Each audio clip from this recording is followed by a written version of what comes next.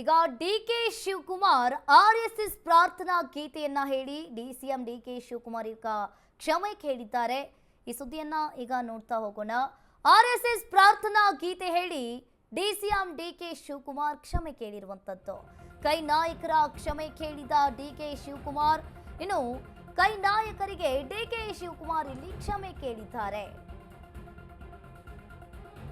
ವಿವಾದ ಭುಗಿಲೆದ್ದ ಬೆನ್ನಲ್ಲೇ ಡಿಕೆ ಶಿವಕುಮಾರ್ ಕ್ಷಮೆಯನ್ನ ಕೇಳಿರುವಂತದ್ದು. ಕಾಂಗ್ರೆಸ್ ಕಾರ್ಯಕರ್ತರಿಗೆ ನಾನು ಕ್ಷಮೆ ಕೇಳ್ತೀನಿ, ಸದನದಲ್ಲಿ ನನ್ನ ಆಚಾರ ವಿಚಾರವನ್ನ ಮಾತನಾಡಿದ್ದೇನೆ, ಬಿಜೆಪಿ ಸಿದ್ಧಾಂತದ ಅರಿವಿದೆ ಅಂತ ಕಾಲೆಳೆದಿದ್ದೇನೆ, ನನಗೆ ಯಾರ ಮನಸ್ಸನ್ನ ನೋಯಿಸುವ ಉದ್ದೇಶವಿಲ್ಲ, ಹಾಗೆ ಇಂಡಿಯಾ ಒಕ್ಕೂಟದ ಕ್ಷಮೆಯನ್ನ ಕೇಳಿದ ಡಿಕೆಶಿ. ಕ್ಷಮೆ ಕೇಳುವುದರಲ್ಲಿ ಯಾವುದೇ ತಪ್ಪಿಲ್ಲ ಅಂತ ಡಿಕೆ ಶಿವಕುಮಾರ್ ಇಲ್ಲಿ ಹೇಳಿದ್ದಾರೆ. ಯಾರಿಗಾದ್ರೂ ನೋವಾಗಿದ್ರೆ ನಾನು ಕ್ಷಮೆ ಕೇಳಲು ಸಿದ್ಧನಿದ್ದೇನೆ, ಇನ್ನು ಹುಟ್ಟು ಕಾಂಗ್ರೆಸ್ಸಿಗ ಸತ್ರು ಕೂಡ ಕಾಂಗ್ರೆಸ್ನವನಾಗಿಯೇ ಸಾಯ್ತೀನಿ ಅಂತ ಡಿಕೆ ಶಿವಕುಮಾರ್ ಇಲ್ಲಿ ಹೇಳಿದ್ದಾರೆ.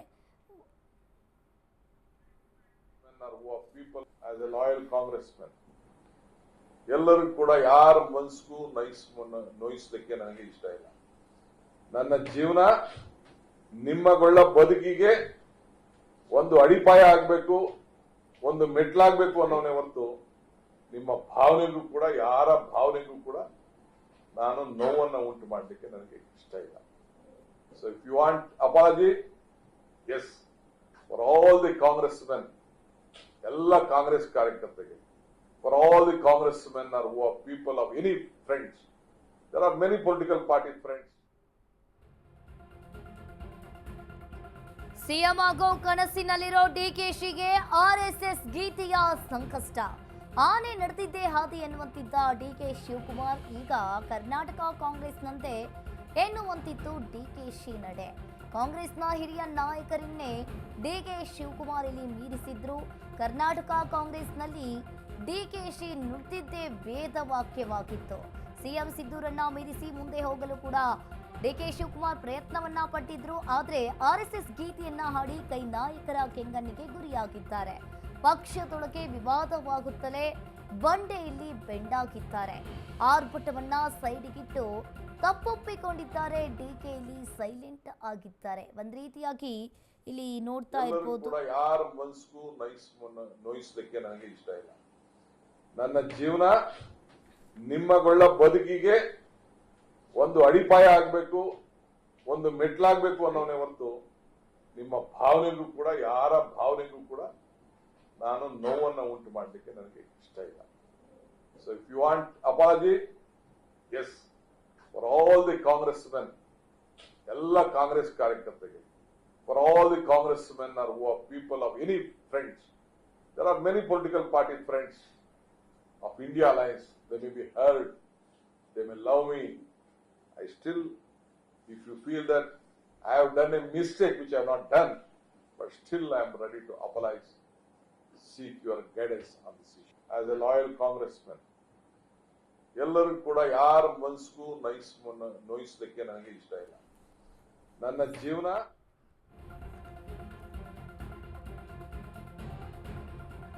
ಅಂದು ರಾಜಣ್ಣ ಕಾಂಗ್ರೆಸ್ ವಿರುದ್ಧವೇ ಸಿಡಿದೆದ್ದಿದ್ರು. ಈಗ ರಾಜಣ್ಣರನ್ನ ಸಚಿವ ಸ್ಥಾನದಿಂದ ವಜಾಕ್ಕೆ ಸೂಚಿಸಿದ್ದ ಕೈ. ಈಗ ಪಕ್ಷದ ಶಿಸ್ತುವನ್ನ ಉಲ್ಲಂಘಿಸಿದ್ದಾರೆ ಸಿಎಂ ಡಿಕೆಶಿ ವಿರುದ್ಧವೂ ಕೂಡ ಕ್ರಮ ಆಗಬೇಕು ಅಂತ ಕೂಗು ಕೇಳಿ ಬರ್ತಾ ಇದೆ. ವಿವಾದ ಶುರುವಾಗುತ್ತಲೇ ಡಿಕೆ ಶಿವಕುಮಾರ್ ಇಲ್ಲಿ ಕ್ಷಮೆ ಯಾಚನೆ ಮಾಡಿದ್ದಾರೆ. ಹೈಕಮಾಂಡ್ ಕೆಂಗಣ್ಣಿಗೆ ಗುರಿಯಾಗುವ ಮುನ್ನವೇ ಡಿಕೆ ಶಿವಕುಮಾರ್ ಕ್ಷಮೆ ಕೇಳಿದ್ದಾರೆ. ಇಷ್ಟು ದಿನ ಎಲ್ಲದಕ್ಕೂ ಕೂಡ ಡೋಂಟ್ ಕೇರ್ ಅಂತ ಹೇಳ್ತಾ ಇದ್ರು ಡಿಕೆಶಿ.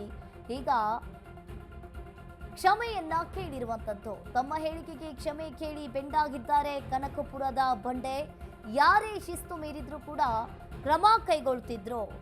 ಇನ್ನು ಒಂದ್ ರೀತಿಯಾಗಿ ಇಲ್ಲಿ ನೋಡ್ತಾ ಇರ್ಬೋದು, ಯಾರೇ ಶಿಸ್ತು ಮೀರಿದ್ರು ಕೂಡ ಕ್ರಮ ಅಂದಿದ್ರು ಮಲ್ಲಿಕಾರ್ಜುನ್ ಖರ್ಗೆ. ಈಗ ಕಾಂಗ್ರೆಸ್ ಮುಜುಗರ ತಂದು ಕ್ಷಮೆ ಕೇಳಿ ಡಿಕೆಶಿ ಗಪ್ಚುಪ್ಪಾಗಿದ್ದಾರೆ. ಅಶೋಕ್ ಏನೋ ಮಾತಾಡೋ ಸಂದರ್ಭದಲ್ಲಿ ನಿನ್ನ ಹಿಸ್ಟ್ರಿ ಗೊತ್ತಿದೆಯಪ್ಪ, ನೀನ್ ಯಾವಲ್ಲಿಂದ ಬಂದಿದ್ಯಾ ಅಂತೇಳಿ ನಾನು ಪರಮೇಶ್ವರ್, ನೀವು ತೆಗೆದು ನೋಡಿ, ಪರಮೇಶ್ವರ್ ಅವ್ರ ಪಕ್ಕದಲ್ಲಿ ಕೂತ್ಕೊಂಡು ಅವ್ರನ್ನ ಹೇಳ್ಕೊಂಡು ಅವ್ರ ಗರಡಲ್ಲಿ ಬೆಳೆದೆ ಅಂತ ನಾನು ಹೇಳಿದೆ. ಹೇಳ್ಬಿಟ್ಟು ಅವ್ರಿಗೆ ಅಶೋಕ್ಗೆ ಒಂದು ಮಾತನ್ನ ಹೇಳಿದೆ, 2 ಲೈನ್ ಹೇಳಿದೆ ನಾನು. ಭೂಮಿಗೆ ಪ್ರಾರ್ಥನೆ ಯಾವ ರೀತಿ ಮಾಡ್ತೀರಿ ಅಂತ ಹೇಳಿ ನಾನು ನನಗೆ ಅಧ್ಯಾಯ ಮಾಡಿದಂತ ವಿಚಾರನ ನಾನು ಹೇಳಿದೆ. ಅದನ್ನ ಕಟ್ ಮಾಡಿ ಪೇಸ್ಟ್ ಮಾಡಿ ಎಲ್ಲೆಲ್ಲಿಗೂ ಲಿಂಕ್ ಮಾಡಿ ನ್ಯಾಷನಲ್ ನ್ಯೂಸು, ಇಂಟರ್ನ್ಯಾಷನಲ್ ನ್ಯೂಸು, ಎಲ್ಲ ಲ್ಯಾಂಗ್ವೇಜು. ಒಬ್ಬ ನನ್ನ ಫ್ರೆಂಡ್ಸ್, ನನ್ನ ಸೀನಿಯರ್ ಲೀಡರ್ಸ್, ನಮ್ಮ ಪಾರ್ಟಿ ಲೀಡರ್ಸ್ ಬಹಳ ಸಂತೋಷ, ಬಹಳ ದೊಡ್ಡ ದೊಡ್ಡ ಅಡ್ವೈಸ್ಗಳೆಲ್ಲ ಮಾಡಿದ್ದಾರೆ. I am not bigger then anyone. ನಾನು ಬಹಳ ಚಿಕ್ಕವನೇ ಇದ್ದೇನೆ, ಅವ್ರಿಗಿಂತ ಅಷ್ಟು ದೊಡ್ಡವನಿಲ್ಲ. ಯಾವ ರೀತಿ ಉತ್ತರ ಕೊಡಬೇಕು ಮೀಡಿಯಾದಲ್ಲಿ ಮಾತಾಡ್ತಾ ಇದ್ದಾರೆ. ಯಾರು ಮೀಡಿಯಾದಲ್ಲಿ ಮಾತಾಡೋ ಅವಶ್ಯಕತೆ ಇಲ್ಲ. ಬನ್ನಿ, ಕಾಂಗ್ರೆಸ್ ಆಫೀಸ್ ಬನ್ನಿ, ಮೀಟಿಂಗ್ ಕರೀರಿ, ಹೇಳೋಣ, ಚರ್ಚೆ ಮಾಡೋಣ. ಮೀಡಿಯಾದಿಂದ ನಿಮ್ಗೇನು ಬೆನಿಫಿಟ್ ಆಗುದಿಲ್ಲ, ನಿಮ್ಗೆ ಸಮಾಧಾನ ಆಗ್ಬೋದಷ್ಟೇ. ಕೆಲವು ಏನೇನೋ ಸಲಹೆಗಳು ಕೊಟ್ಟಿದ್ದಾರೆ. ನಾನು ಖಂಡಿತ ನಿಮ್ಮ ಸಲಹೆಗಳನ್ನ, ಒಳ್ಳೆಯ ಸಲಹೆಗಳನ್ನ, ನಾನು ಯಾರಿಗೇನು ದೊಡ್ಡವನಲ್ಲ.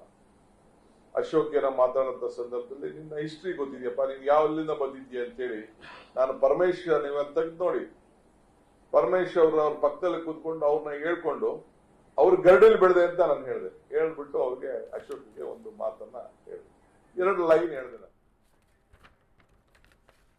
ಈ ಬಗ್ಗೆ ಹೆಚ್ಚಿನ ಡೀಟೇಲ್ಸ್ ಅನ್ನ ನೀಡ್ತಾರೆ ನಮ್ಮ ಪ್ರತಿನಿಧಿ ಅಭಿಷೇಕ್, ಲೈವ್ ಸಂಪರ್ಕದಲ್ಲಿ ಜಾಯಿನ್ ಆಗಿದ್ದಾರೆ. ಎಸ್ ಅಭಿಷೇಕ್, ಇಲ್ಲಿ ಒಂದ್ ಕಡೆ ನೋಡ್ತಾ ಇರ್ಬೋದು, RSS ಪ್ರಾರ್ಥನಾ ಗೀತೆಯನ್ನ ಹೇಳಿ DK ಶಿವಕುಮಾರ್ ಕ್ಷಮೆಯನ್ನ ಕೇಳಿದ್ದಾರೆ. ಒಂದ್ ರೀತಿಯಾಗಿ ಇಲ್ಲಿ ರಾಜಣ್ಣ ಕೂಡ ಮತ ವಿಚಾರಣೆಗೋಸ್ಕರ ಮಾತನಾಡಿದ್ರು. ಅದರಲ್ಲೂ ಕೂಡ ಅವರು ಕ್ಷಮೆಯನ್ನ ಕೇಳೋದಕ್ಕೆ ಪ್ರಯತ್ನ ಪಟ್ಟರು ಕೂಡ, ಆದ್ರೂ ಹೈಕಮಾಂಡ್ ಕ್ಷಮೆ ಕೇಳೋದಕ್ಕೆ ಕೊಡ್ಲಿಲ್ಲ. ಆದ್ರೆ ಇಲ್ಲಿ DK ಶಿವಕುಮಾರ್ ವಿಚಾರವನ್ನ ನೋಡಿದ್ರೆ ಮುಂಚೆನೆ ಇವರು ಕ್ಷಮೆಯನ್ನ ಕೇಳಿರುವಂತದ್ದು. ಏನಿದೆ ಇದ್ರ ಬಗ್ಗೆ ಹೆಚ್ಚಿನ ಡೀಟೇಲ್ಸ್?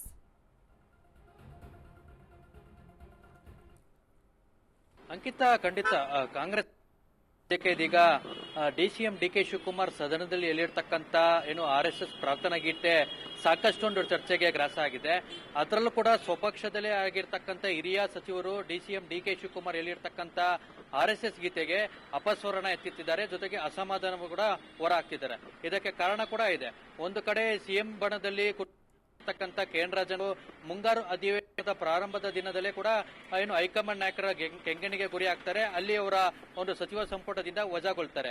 ಇದಾದ ಬಳಿಕ DCM DK ಶಿವಕುಮಾರ್ ಎಲ್ಲಿ ತಪ್ಪು ಮಾಡ್ತಾರೆ, ಯಾವ ರೀತಿ ಏನು ಹೈಕಮಾಂಡ್ ನಾಯಕರಿಗೆ ಕೆಂಗಣಿಗೆ ಗುರಿ ಆಗ್ತಾರೆ ಅಂತ ಕಾದುಕೊಂಡಿರ್ತಕ್ಕಂಥ CM ಬಣದವರು ಎಲ್ಲೊಂದ್ ಕಡೆ ಸದನದಲ್ಲಿ RSS ಗೀತೆಯನ್ನ DCM DK ಶಿವಕುಮಾರ್ ಹೇಳಿರುವಂತದ್ದು, ಅದನ್ನೇ ಪ್ರಮುಖವಾಗಿ ಅಸ್ತ್ರವನ್ನಾಗಿಸಿಕೊಂಡು ಹೈಕಮಾಂಡ್ ನಾಯಕರಿಗೆ ಇದನ್ನ ಮುಟ್ಟಿಸಬೇಕು ಅನ್ನುವಂತ ನಿಟ್ಟಿನಲ್ಲಿ, ಅದರಲ್ಲೂ ಕೂಡ CM ಬಣದಲ್ಲಿ ಗುರುತಿಸಿರ್ತಕ್ಕಂಥ ಪ್ರಿಯಾಂಕ್ ಖರ್ಗೆ ಅವರಾಗಿರ್ಬೋದು, ಸತೀಶ್ ಜಾರಕಿಹೊಳಿ ಆಗಿರ್ಬೋದು, ಪರಮೇಶ್ವರ್ ಆಗಿರ್ಬೋದು, ಈ ಪ್ರಮುಖ ನಾಯಕರು ಒಂದಷ್ಟು ಅಸಮಾಧಾನವನ್ನ ಬಹಿರಂಗವಾಗಿ ಆಕ್ರೋಶ ಹೊರಹಾಕ್ತಾರೆ. ಇದಕ್ಕೆ ಇಂಪು ಕೊಡುವಂತೆ ಮಾಜಿ ಸಚಿವರಾಗಿರ್ತಕ್ಕಂಥ KN ರಾಜನು ಕೂಡ ಏನು DCM DK ಶಿವಕುಮಾರ್ ನಡವಳಿಕೆಗೆ ಒಂದಷ್ಟು ಅಸಮಾಧಾನ ಹೊರಹಾಕ್ತಾರೆ. DK ಶಿವಕುಮಾರ್ ಎಲ್ಲಿ ಬೇಕಾದ್ರೂ ಹೋಗ್ಬೋದು, ಯಾರ ಜೊತೆಯಲ್ಲಿ ಆದ್ರೂ ಕೂಡ ವೇದಿಕೆಯನ್ನು ಹಂಚಿಕೊಳ್ಳಬಹುದು. ಆ ವಿಚಾರದಲ್ಲಿ ಅವ್ರನ್ನ ಪ್ರಶ್ನೆ ಮಾಡುವಂತ ಅಧಿಕಾರ ಸದ್ಯಕ್ಕೆ ಕಾಂಗ್ರೆಸ್ ಪಕ್ಷದಲ್ಲಿ ಯಾರಿಗೂ ಇಲ್ಲ ಎಂಬಂತ ಒಂದು ಹೇಳಿಕೆನ ಕೊಡ್ತಾರೆ. ಯಾವಾಗ ಆ ಒಂದು ಹೇಳಿಕೆನ ಕೊಡ್ತಾರೋ ಇದು ಕೂಡಲೇ ಈ ಒಂದು DCM DK ಶಿವಕುಮಾರ್ಗೆ ಕೂಡಲೇ ಕ್ಷಮಾಪಣೆ ಕೇಳಬೇಕಂತ ಒಂದಷ್ಟು ಆಗ್ರಹನ ವ್ಯಕ್ತಪಡಿಸ್ತಾರೆ. ಅದಾದ ನಂತರ ಇಂದು ಬೆಂಗಳೂರಿನಲ್ಲಿ DCM DK ಶಿವಕುಮಾರ್ ದಿಢೀರಂತ ಸುದ್ದಿಗೋಷ್ಠಿಯನ್ನ ಕರೀತಾರೆ. ಆಗ್ತಿರ್ತಕ್ಕಂಥ ಡ್ಯಾಮೇಜ್ ಕಂಟ್ರೋಲ್ ನ ಪ್ಯಾಚಪ್ ಮಾಡುವಂತ ನಿಟ್ಟಿನಲ್ಲಿ ಕಾರ್ಯಕರ್ತರಿಗೆ ಹಾಗೂ ಇಂಡಿಯಾ ಒಕ್ಕೂಟ ನಾಯಕರಿಗೆ ಕ್ಷಮಾಪಣೆ ಮಾಡುವಂತ ಒಂದು ಕೆಲಸವನ್ನ ಮಾಡ್ತಾರೆ. ಆದ್ರೆ ಇಲ್ಲಿ DCM DK ಶಿವಕುಮಾರ್ ಏಕಾಏಕಿ ಕ್ಷಮಾಪಣೆ ಕೇಳಿರುವಂತದ್ದು, ಇದರ ಹಿಂದೆ ಒಂದು ಸತ್ಯ ಕೂಡ ಇದೆ. ಯಾಕಂತಂದ್ರೆ ಹಿಂದೆ KN ರಾಜನ ವಿಚಾರದಲ್ಲಿ ಹೈಕಮಾಂಡ್ ನಾಯಕರು ನಡೆದುಕೊಂಡಿರುವಂತಹ ರೀತಿ ಏನಿದೆ, ಅದು DCM DK ಶಿವಕುಮಾರ್ ವಿಚಾರದಲ್ಲೂ ಆಗ್ಬಹುದು. ಯಾವಾಗ ಈ ಒಂದು ವಿಚಾರ ಸಾಕಷ್ಟು ಒಂದು ಗಂಭೀರ ಸ್ವರೂಪ ಪಡ್ಕೊಳ್ತಾ ಇತ್ತು, ಆ ಒಂದು ವಿಚಾರದಲ್ಲಿ ಈ ಒಂದು DK ಶಿವಕುಮಾರ್ ಎಚ್ಚೆತ್ಕೊಂಡು ಈ ರೀತಿ ಕ್ಷಮಾಪಣೆ ಕೇಳಿದ್ದಾರೆ ಅಂತ ಒಂದಷ್ಟು ಚರ್ಚೆಗಳು ಕೂಡ ಕಾರಣ ಆಗ್ತಿದೆ. ಹೀಗಾಗಿ DK ಶಿವಕುಮಾರ್ ಮುಂದೆ ಆಗ್ಬೇಕಾಗಿರ್ತಕ್ಕಂಥ ಡ್ಯಾಮೇಜ್ ಏನಿದೆ, ಆ ಡ್ಯಾಮೇಜ್ ಅನ್ನ ಕಂಟ್ರೋಲ್ ಮಾಡುವಂತ ನಿಟ್ಟಿನಲ್ಲಿ ಈಗಲೇ ಕ್ಷಮಾಪಣೆ ಕೇಳಿದ್ರ ಅನ್ನೋದು ಕೂಡ ಪ್ರಶ್ನೆ ಮೂಡ್ತಾ ಇದೆ. ಮುಂಬರುವಂತ ಸ್ಥಳೀಯ ಚುನಾವಣೆ ಆಗಿರ್ಬೋದು, ZPTP ಚುನಾವಣೆ ಆಗಿರ್ಬೋದು, ಜೊತೆಗೆ ಅಧಿಕಾರ ಹಂಚಿಕೆ ಪರಿಪಾಲನೆ ಸೂತ್ರ ಏನಿದೆ ಅದು ಇನ್ನು ಕೇವಲ 6 ತಿಂಗಳು ಮಾತ್ರ ಇದೆ. ಆ ಒಂದು ಹಿನ್ನೆಲೆಯಲ್ಲಿ ಅನಗತ್ಯವಾಗಿ ಹೇಳಿಕೆಗಳನ್ನ ಕೊಟ್ಟು ಹೈಕಮಾಂಡ್ ನಾಯಕರ ಒಂದು ಕೆಂಗನಿಗೆ ಗುರಿ ಆದ್ರೆ ಎಲ್ಲೊಂದ್ ಕಡೆ ಬಹಳ ಒಂದು CM ಆಕಾಂಕ್ಷಿಯಾಗಿರ್ತಕ್ಕಂಥ DK ಶಿವಕುಮಾರ್ ಅವರು ಈ ರೀತಿ ಅನಗತ್ಯವಾಗಿ ಹೇಳಿಕೆ ಒಂದು ಕೆಂಗನಿಗೆ ಗುರಿ ಆದ್ರೆ ಎಲ್ಲೊಂದ್ ಕಡೆ ಸುಭದ್ರಪಡಿಸಿಕೊಳ್ಳುವಂತ ನಿಟ್ಟಿನಲ್ಲಿ ಎಲ್ಲೊಂದ್ ಕಡೆ ಅಡ್ಡಿ ಆಗುತ್ತೆ. ಹೀಗಾಗಿ ಆಗುವಂತ ಡ್ಯಾಮೇಜ್ ಕಂಟ್ರೋಲ್ ನ ಈಗಲೇ ಸರಿಪಡಿಸಿಕೊಳ್ಬೇಕಂತ ಒಂದು ನಿಟ್ಟಿನಲ್ಲಿ ಕ್ಷಮಾಪಣೆ ಕೇಳಿದ್ದಾರೆ. ಇದು ಮುಂದೆ ಎಷ್ಟರ ಮಟ್ಟಿಗೆ ಕಾಂಗ್ರೆಸ್ ಪಕ್ಷದಲ್ಲಿ ವರ್ಕೌಟ್ ಆಗುತ್ತೆ ಅಂತ. ಒಂದು ಕಡೆ ಸಿಎಂ ಬಣದಲ್ಲೇ ಒಂದಷ್ಟು ಸಚಿವರು, ಒಂದಷ್ಟು ಸದನದಲ್ಲಿ RSS ಅಕ್ಷರಶಃ ಏನು ತಪ್ಪಾಗಿದೆ, ಇದು ಕಾಂಗ್ರೆಸ್ ಸಿದ್ಧಾಂತ ಒಪ್ಪುವಂತದಲ್ಲ. ಯಾಕಂತಂದ್ರೆ ಬಿಜೆಪಿಯವರು ಸದಾ ಎಲ್ಲಾ ವಿಚಾರದಲ್ಲಿ ಕೂಡ ರಾಜಕೀಯ ಮಾಡ್ತಾರೆ. ಆ ಒಂದು ಸಿದ್ಧಾಂತವನ್ನ ಕಾಂಗ್ರೆಸ್ ನಾಯಕರು ಒಪ್ಪೋದಿಲ್ಲ ಅಂತ ಒಂದಷ್ಟು ಅಪಸ್ವರ ಎತ್ತುತ್ತಾ ಇದ್ರೆ, DK ಶಿವಕುಮಾರ್ ಕ್ಷಮಾಪಣೆ ಕೇಳಿರುವಂತದ್ದು ಹೈಕಮಾಂಡ್ ನಾಯಕರಿಗೆ ಯಾವ ರೀತಿ ಸಂದೇಶ ಆಗುತ್ತೆ ಹಾಗೂ ಮುಂದಿನ ದಿನಗಳಲ್ಲಿ ಹೈಕಮಾಂಡ್ ನಾಯಕರು ಎಷ್ಟರ ಮಟ್ಟಿಗೆ ನ್ಯೂಟ್ರಲ್